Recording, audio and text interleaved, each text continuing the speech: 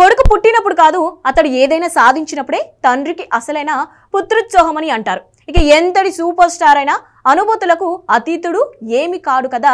అందుకే super star Mahesh Babu కూడా ఇప్పుడు పుత్రోత్సాహంతో ఉప్పొంగిపోతున్నాడు.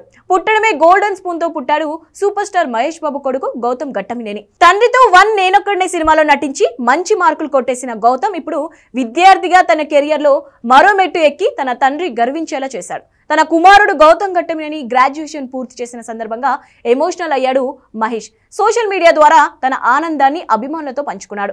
లైఫ్ లో నెక్స్ట్ చాప్టర్ ను నువ్వే రాసుకురావాలి గౌతమ్ అంటూ ట్వీట్ చేశాడు. గౌతమ్ అమెరికన్ యూనివర్సిటీ నుంచి పట్టా పొందాడు. తన గ్రాడ్యుయేషన్ డే సందర్భంగా మహేష్ బాబు, నమ్రత, సితార కాన్వెన్షన్ డే సందర్భంగా అక్కడికి వెళ్లారు. ఈ సందర్భంగా సోషల్ మీడియా ద్వారా తన ఆనందాన్ని అభిమానులతో పంచుకున్నాడు మహేష్. తన హృదయం గర్వంతో పొంగిపోయిందని అన్నాడు. గ్రాడ్యుయేషన్ పూర్తి అయినందుకు అభినందనలు. నీ జీవితంలో తదుపరి అధ్యాయాన్ని నువ్వే రాసుకోవాలి.